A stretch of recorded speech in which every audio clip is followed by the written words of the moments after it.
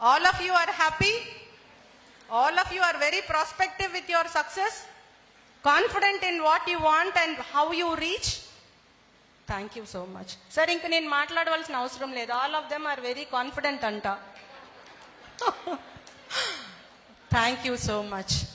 Another issue which I wanted to tell is, ante ముందు చెప్పిన ఒక చిన్న స్టోరీ, తల్లిదండ్రుల ప్రేమను మనం ఏ విధంగా ప్రతిఫలం ఇవ్వాలి అని చెప్పాను. తర్వాత చెప్పినటువంటి ఒక వీరోచితమైన పోరాటం ఎందుకు చెప్పాను అంటే, ఆ ఫైటింగ్కి మించినటువంటి ఫైట్ కాదు మనం చేసేది అని దాని గురించి చెప్పాను. Some more things I just wanted to tell and share with you because I'm given honourable time. నా మీద నమ్మకంతో కొద్దిపాటు టైం ఇచ్చారు కాబట్టి మీతో షేర్ చేసుకోవాలి. కొన్ని స్టోరీస్ ఏంటి అంటే అవి రియల్ లైఫ్ స్టోరీస్. అవి చూసినప్పుడు మాకెంత బాధ అనిపిస్తుంది అంటే, ఎందుకు ఈ తల్లిదండ్రులు వారు చేసినటువంటి తప్పేంటి, కంటమే వాళ్ళు తప్ప, పెంచడమే వాళ్ళు తప్ప అని. ఇందాక సౌమ్య మాట్లాడేటప్పుడు ఆడపిల్లలు ఇంట్లోంచి వెళ్ళిపోయిన తర్వాత అది ఏమవుతుందో స్టోరీస్ మేము చూసాము అని. అదే ఒకటి మీతో షేర్ చేసుకుంటాను. One girl who is studying her MBBS, she was not to be found for 3 or 4 days. ఇంట్లో లేదు, 4-5 రోజులు కూడా ఇంట్లో లేదు. లేకపోతే వాళ్ళ ఫాదర్ వచ్చి ఏడ్చుకుంటూ నా దగ్గరికి వచ్చాడు. Then I was west DSP here.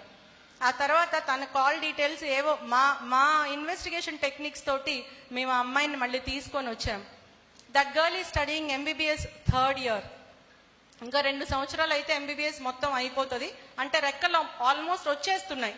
ఇంకా రెక్కలు వచ్చేసినాయి కదా, నేను ఎగిరిపోవచ్చు అనుకుంటుంది. కానీ ఆ రెక్కలకి కారణమైనటువంటి వాళ్ళ గురించి ఆలోచించలేదు. ఓకే ఫైన్, స్టోరీ మీకు తెలుసు. ఆ అమ్మాయిని తీసుకొస్తే ఇంకొక అతను కూడా వచ్చాడు. వచ్చిన తర్వాత ఏంటమ్మా ఇది అంటే, ఐ లవ్ హిమ్ అనింది. ఎందుకు, ఏంటి, ఏం చూసి అన్నా. అదేం లేదు మేడం, నేను మేజర్ని అని ఆధార్ కార్డు చూపించింది. అట్లనే తన సర్టిఫికెట్స్ కూడా చూపించింది. I started talking to her. కాస్త మాట్లాడిన తర్వాత తను చెప్పింది, నేను మీతో మాట్లాడను అంది. ఎందుకు అంటే, మీరు నన్ను కన్విన్స్ చేసేస్తారేమో, నన్ను భయం వేస్తుంది, నేను మీతో మాట్లాడను అని. She understood that I will definitely convince her. So finally నా మీద కోపం పెట్టేస్తుంది అనమాట. అంటే she is even losing that small thing. అరే ఆమె పాపం మంచి పొజిషన్లో కూర్చుంది ఒక DSPగా, అట్లీస్ట్ రెస్పెక్ట్ ఇవ్వాలి. ఆమె కాకపోయినా ఆమె సీటుకి అనే విచక్షణ కూడా కోల్పోయింది లాస్ట్కి. ఆ తర్వాత అతనిలో ఏం చూసావు అని అడిగాను. నా అభిమతం, మనిషికి అపియరెన్స్ ఇంపార్టెంట్, లేదా క్యాస్ట్ క్రీడ్ ఇంపార్టెంట్, లేదా డబ్బు ఇంపార్టెంట్ అనేది కాదు. There has to be something called match. Matching అనేది అవసరం. ఆ మ్యాచింగ్ ఎక్కడ? అందంలో, ఆలోచనలో, డబ్బులో, హోదాలో అవసరం లేదు. నన్ను కాపాడగలడు అనే నమ్మకం ఇచ్చేటటువంటి వ్యక్తి అయితే చాలు ఆడపిల్లలకి మ్యాచింగ్, ఇంకేం అవసరం లేదు. నన్ను పోషించగలడు, నన్ను కాపాడగలడు, తల్లిదండ్రులకి ఈక్వల్గా ఎవరూ లేకపోయినా వాళ్ళ ప్లేస్ని రీప్లేస్ చేయగలిగేటటువంటి వ్యక్తి అయితే చాలు, అయితే అది మ్యాచ్ అని అర్థం. బట్ ఐ ఆస్క్డ్ హర్, ఏం చదువుకున్నాడు ఈ అబ్బాయి అంటే, బిజినెస్ మ్యాగ్నెట్. ఎలా పరిచయం అయ్యాడంటే, రోజు కాటూరి మెడికల్ కాలేజ్కి వెళ్ళేటప్పుడు మార్గ మధ్యలో గోడ మీద కూర్చొని ఉంటాడంట ఎక్కడో. సరే ఓకే, ఏం చేస్తాడు? Business magnate. వాళ్ళ నాన్న ఏం చేస్తాడు? Business magnate. ఏం మ్యాగ్నెట్? మరి ఆ మ్యాగ్నెట్ ఏంటో నాకు కూడా అర్థం కాల. ఆ పిల్లని అడిగా, బాబు నువ్వేం చదువుకున్నావు అని. MBA అన్నాడు. ఏ కాలేజ్ అన్నా. ఏదో కాలేజ్ అన్నాడు. కాలేజ్ పేరు చెప్పవయ్యా అన్నా. సమ్ కాలేజ్ చెప్పాడు. ప్రిన్సిపల్ గారు ఎవరు అన్నా. చెప్పడానికి భయపడుతున్నాడు. ఐ అండర్స్టూడ్ ఆయన MBA కాదు, ఏం కాదని. మీ ప్రిన్సిపల్ గారి పేరు చెప్పు, నేను మాట్లాడతాను వారితోటి అన్నా. చెప్పలా. ఇప్పుడు చెప్పు కరెక్ట్గా నువ్వేం చదువుకున్నావు అంటే, BCom 1st year డిస్కంటిన్యూ. మరి ఆ అమ్మాయిని అడిగాను, బిజినెస్ మ్యాగ్నెట్ అన్నావు కదమ్మా అని.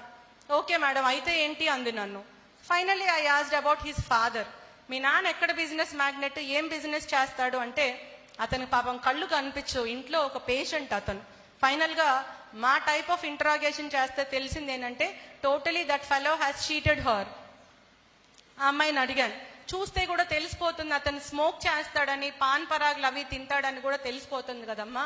మరి ఇట్లాంటి అతన్ని నువ్వు మెడికల్ కాలేజీలో 3rd year MBBS చదువుతున్నావు, నువ్వెట్లాగా అంటే, నాకు అతన్ని బాగు చేసుకునేటటువంటి కెపాసిటీ ఉంది, నమ్మకం ఉంది మేడం అంది.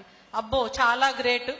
అంటే సినిమాలో హీరోయిన్స్ చెప్తారు కదా, అదే నిజం అనుకునేటటువంటి స్టేజ్లో తను ఉంది. చాలా గ్రేట్, మంచిదమ్మా, నీ నమ్మకాన్ని నేను ఎక్కడ వమ్ముపరచను. ఫైన్. సరే, ఇప్పుడు ఏం చూసి వెంటనే నీ తల్లిదండ్రుల్ని వదిలేసి అతనితో వెళ్ళిపోతావు అంటే, నేను మేజర్ని మేడం, మీరు నన్ను ప్రశ్నించే హక్కు మీకు ఎక్కడుంది, నేను కోర్టులో ఫైల్ చేస్తాను అది ఇదని కొంచెం గట్టిగా మాట్లాడింది. అంటే చదువుకుంటుంది కదా, అందుకోసమే. I asked her only one question. రాజ్యాంగము నీకు 18 సంవత్సరాలు వచ్చింది కాబట్టి నీ నిర్ణయం నువ్వు తీసుకునే హక్కు నీకు ఇచ్చింది, తప్పు లేదు. నువ్వు ఎవరికి ఓటేస్తావో ఆ హక్కు నీకు ఇచ్చింది, తప్పు లేదు. నువ్వు ఎవరితో లైఫ్ షేర్ చేసుకుంటావో ఆ హక్కు నీకు ఇచ్చింది, తప్పు లేదు. నువ్వేం చదువుకోవాలనుకుంటున్నావో, ఏ ఉద్యోగం చేయాలనుకున్నావో ఆ హక్కు కూడా నీకు ఇచ్చింది రాజ్యాంగం, తప్పు లేదు. కానీ తల్లిదండ్రుల్ని చీట్ చేయొచ్చు, వాళ్ళ గుండెల మీద తన్ని నువ్వు ఎవరితో అయినా వాళ్ళతో వెళ్ళిపోవచ్చు, వాళ్ళ నమ్మకాన్ని కాల రాసేటటువంటి హక్కు ఏ రాజ్యాంగంలో ఇచ్చింది అని అడిగాను. ఆన్సర్ లేదు. Go now you fight any court of law, నీకు ఇష్టమైన కోర్టులో నువ్వు ఫైల్ చేయి, నేను పర్సనల్ గా అపియర్ అయ్యి అదే కోర్టు జడ్జి గారికి చెప్తాను ఏ హక్కు రాజ్యాంగాన్ని తల్లిదండ్రుల్ని మోసం చేసేటటువంటి హక్కు ఏ ఆర్టికల్ కింద ఇచ్చింది అని అడుగుతాను. Now you go and file the suit అని అన్నాను. Then she started crying. I'm very sorry అని చెప్పింది. ఈ సారీ నువ్వు నాకు కాదు చెప్పాల్సింది, నీ మీద నమ్మకం పెట్టుకొని నీ తల్లిదండ్రులకు చెప్పు. బికాస్ వాళ్ళ పేరెంట్స్ చెప్తున్నారు ఎంత కష్టపడి ఆ అమ్మాయిని చదివించారు అని. ఇంట్లో 4 పిల్లలు ఉంటే ఈ అమ్మాయి ఒక్కతే MBBS చదువుతుంది. దానికోసం ఆ అమ్మాయి కోసం వాళ్ళందరూ ఒక రూమ్ లో ఉండి ఈ అమ్మాయి ఒక్కదానికోసం ఒక రూమ్ ఇచ్చారంట. బికాస్ పెద్ద చదువు చదువుతుంది కాబట్టి తన కోసం సెపరేట్ బెడ్, తన కోసం రీసెంట్ గా AC పెట్టించారు. And now since she is coming out after completion of her MBBS and she can earn her own money, she got a independence or freedom to go away from that family. ఎందుకు వెళ్ళిపోవాలనుకుంటున్నావు అంటే ఆ ఇల్లు చాలా ఇరుగ్గా ఉంది, నాకు వాళ్ళని చూస్తేనే అసహ్యంగా ఉంది, ఎంతసేపు గొడవలు, తినటానికి తిండి కూడా లేదు. ఇదే answer. Who gave, which constitution gave that right? I really don't understand. ఒక్కసారి నేను నీకు ఇష్టమైనటువంటి కోర్టులో నువ్వు ఫైల్ చేసుకో, ఆ కోర్టులో ఉన్నటువంటి జడ్జి గారికి కూడా పిల్లలు ఉన్నారు, ఆ పిల్లలు కూడా నీలాగే నాకు రాజ్యాంగం హక్కు ఇచ్చింది అంటే ఆయన మనసులో వచ్చేటటువంటి ఆలోచన కూడా ఇదే. ఏ రాజ్యాంగం కూడా తల్లిదండ్రుల ఆలోచనల్ని, వాళ్ళు మన మీద పెట్టుకున్నటువంటి నమ్మకాన్ని కాల రాసేటటువంటి హక్కు ఇవ్వదు, ఇవ్వలేదు కూడా.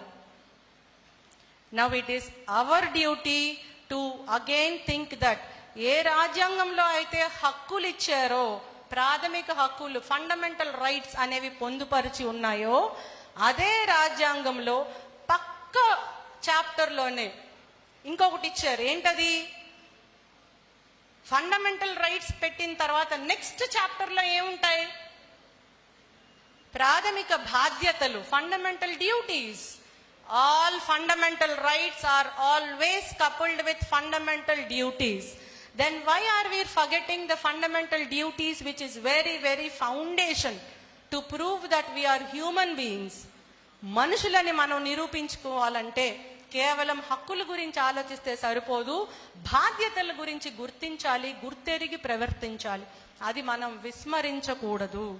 ఎప్పుడైతే ఆ ఫండమెంటల్ డ్యూటీస్ అనేది విస్మరించకుండా తెలుసుకొని నడుస్తామో, we will be successful as a daughter, we will be successful as a sister, we will be successful as a student, we will be successful as a wife, mother, grandmother, daughter-in-law, everywhere.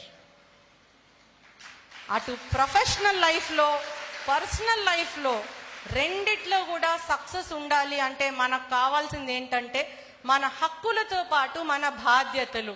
Always fundamental rights in whichever constitution you take under the sun, the fundamental rights are coupled with fundamental duties. ప్రాథమిక హక్కులతో పాటు పక్కనే ఉండేవి, మనల్ని ఎప్పుడు పొడుస్తూ ఉండేవి ప్రాథమిక బాధ్యతలు. ఈ ప్రాథమిక హక్కులతో పాటు ప్రాథమిక బాధ్యతలు గుర్తించాలంటే మనకు కావాల్సింది clarity of thoughts. Wherever I go, whichever college I address, I only speak more about clarity of thoughts. ఆ క్లారిటీ ఆఫ్ థాట్స్ ఏంటి అంటే మనం ఎంచుకున్నటువంటి రోల్లో కానీ, మనం ఎంచుకున్నటువంటి గోల్లో కానీ క్లారిటీ ఉండాలి. మనం చదివేటటువంటి చదువులో కూడా క్లారిటీ ఉండాలి. దాని మీద బేసిక్స్ మీద పటుత్వం ఉండాలి.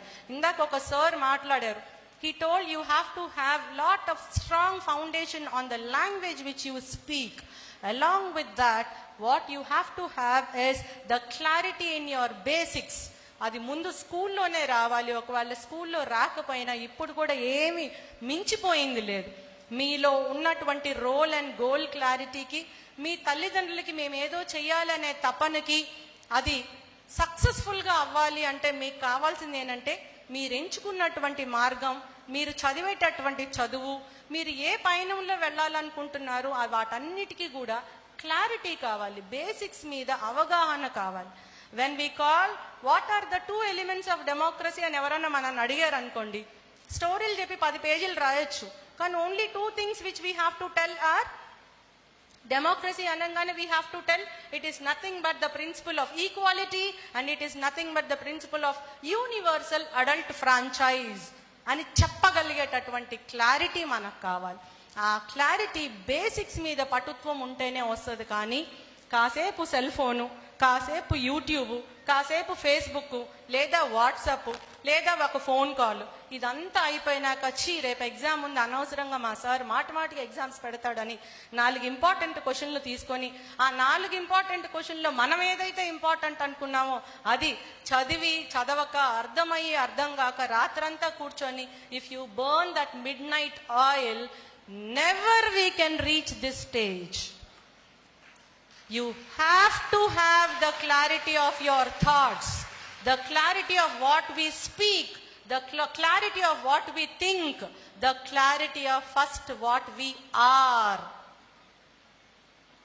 కూతురుగా నా రోల్ క్లారిటీ ఏంటి, అక్కగా నాకున్నటువంటి క్లారిటీ, నా బాధ్యత ఏంటి, ఒక స్టూడెంట్గా నా బాధ్యత ఏంటి, ఇంత మంచి హాస్టల్లో ఒక వార్డుగా ఉన్నా నేను ఏ విధంగా ప్రవర్తించాలి, ఏ విధంగా చదువుకోవాలి, ఎలా సక్సెస్ అవ్వాలి, ఏ విధంగా నేను నడవాలి, ఆలోచించాలి, తోటి వాళ్ళతో ఎట్లా మెలగాలి, వీటన్నిటిలో క్లారిటీ ఉండాలి.